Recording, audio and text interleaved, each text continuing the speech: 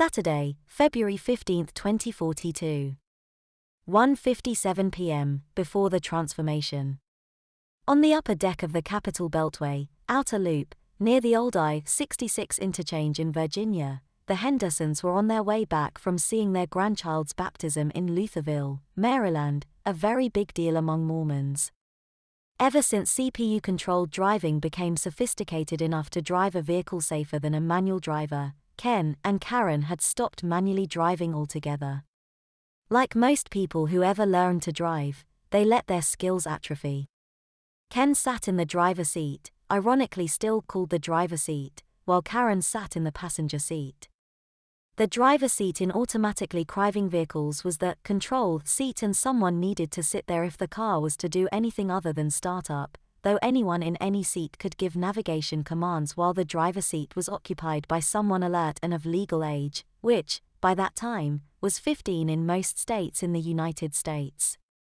Most young people who had grown up in that day and age never learned to manually drive, even though all states allowed it on at least some roads, and Virginia was one of 18 states, mostly in the southeast, that still allowed manual driving on any road, anywhere in the state. The only stipulation was that one had to have a manual driving certification in their general profile, which meant that he or she had taken both the academic and simulation classes for several weeks. The driving tests of that time had become so strict that there had been people who had been manual driving for decades who could not pass.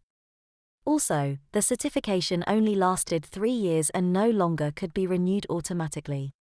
One had to take the test every 3 years, and could not have a manual certification until their 21st birthday in the United States.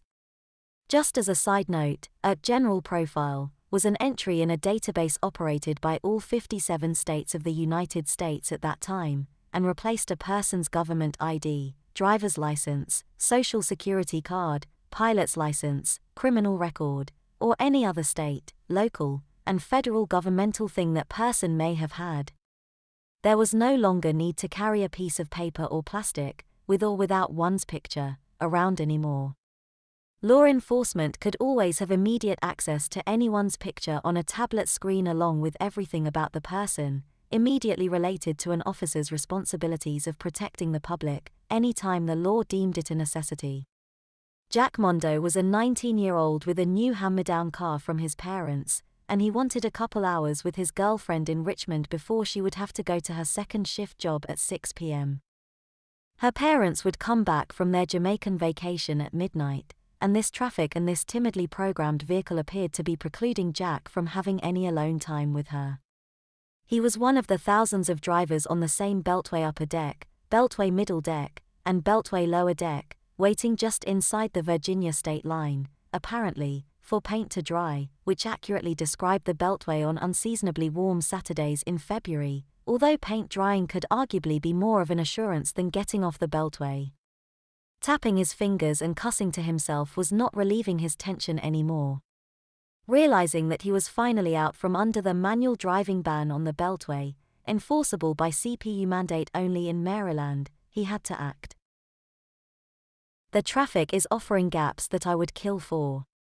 These goddamned pussy-ass bots in their boxes ain't taking them, said Jack to himself. Mine ain't doing shit either, but I will. Let me, he continued to seethe to himself. It did not matter that he had absolutely no manual driving schooling or experience at all. In his mind he knew more than these age-old devices and their long-since retired programmers knew about safety and control, and so he was going to put his car into manual driving.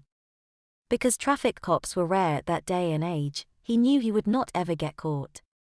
He was over 18 and able to have controls over the car not afforded to him just under a year and a half prior, for the automatic driver allowed him to control the car like that even though he did not have legal authorization to do so.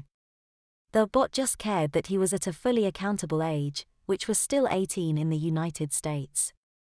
Access, he demanded, which gave the all too familiar sequence of chirps which were universal among technology of the day.